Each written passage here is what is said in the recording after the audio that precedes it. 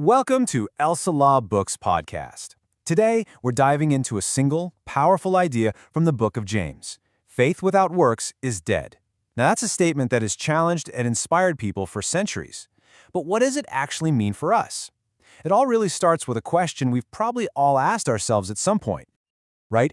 This is the core question James wants us to wrestle with. How do we know if what we believe is the real deal?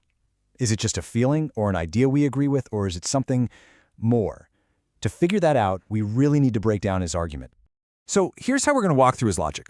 We'll start with his core question, then we'll unpack his main point, the guiding principle. After that, we'll look at what he calls dead faith, and then see what living faith looks like in action. We'll even tackle a famous theological puzzle, and finally, land on the big takeaway for all of us. Now, James doesn't ease into it at all. He just jumps right in and throws down this challenge that frames the entire discussion. This is his opening shot, right here. He's basically asking, what's the point of saying you have faith if it doesn't lead to anything, if it doesn't change how you live? Can a faith that's purely internal, one that's all talk, actually save you? This question just hangs over everything else he's about to say.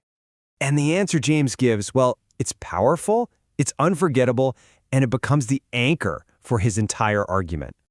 I mean, think about that image for a second. It's so stark. A body without a spirit. It's just a corpse. It's lifeless. James is arguing that's exactly what faith without action is. It's lifeless. It's not real faith at all. You see, for him, they are two parts of a single living whole. Okay, so what does this dead faith actually look like in the real world? Well, James gives us two crystal clear examples, just to make sure we get his point. First up, he takes on the issue of empty words. So picture this scenario. Someone says, "Oh yeah, I have faith." Then they see a person who is in desperate need. They're cold, they're hungry. And what do they offer? Just some hollow will wishes. "Hey, go in peace. Hope you get warm and find some food." James's response is just scathing. What good is that? He's saying a faith that only talks but doesn't act is completely useless. Now, if you thought that was tough, his second example is even more of a shock. He says you can have perfect theology, believe all the right things about God, what we'd call intellectual assent, and it can still be a dead faith. And as proof, it's a mic drop moment. He says even the demons have correct theology. They believe, and they shudder. So just believing the right facts without it changing your life isn't the kind of faith he's talking about. And this slide really captures the two ditches that James is trying to steer us away from. On one side, you've got the error of thinking you can earn your salvation through good works. And on the other side, you've got the error of easy believism. You know, a faith that claims to believe but shows absolutely no evidence in your life. So if that's what dead faith looks like, what's the alternative? What does living faith look like? Well, James doesn't leave us guessing. He gives us two really powerful, positive examples. He starts with the big one, Abraham, the father of faith. Now, the scriptures say that Abraham's faith was credited to him as righteousness way before this moment. But James zooms in on this ultimate test, the moment he was willing to offer his son, Isaac. This was his faith being put into action. And here is the key insight from James. He says that faith was active along with his works. The action was the final piece that completed the faith. It made what was internal and unseen visible and real for everyone to see. In other words, his actions were the fruit that proved the reality of the faith that was deep in his heart. And then James gives another example, Rahab. Now, she was an outsider, a prostitute, but she also showed a living faith. She believed in God's power, and then she acted on it, risking her own life to hide the spies. Her works were undeniable evidence of her faith. So, all this talk about works brings up a classic theological question, one that can be pretty confusing.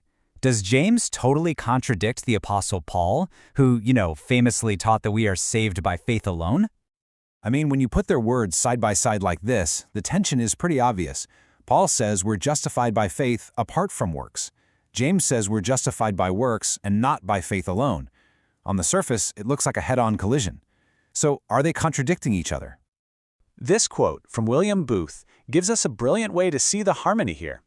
Faith and works aren't enemies. They're like two legs on a person walking. They work together, step for step. They're just describing two inseparable parts of the exact same journey. And this is really the clearest way to understand it.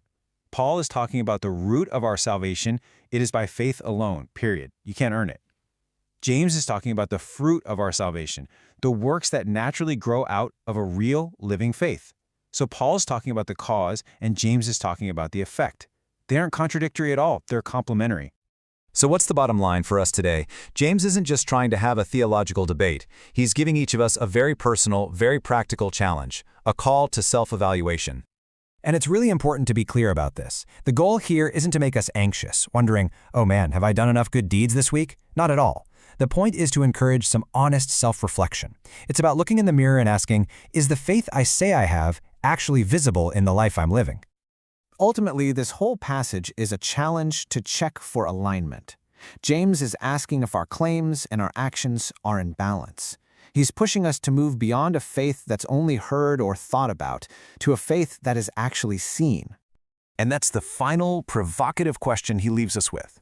If faith and works are two sides of the same coin, which side are you showing the world? Try to read this in the Bible from the book of James. Be blessed, thank you for listening, and do subscribe to our channel for more.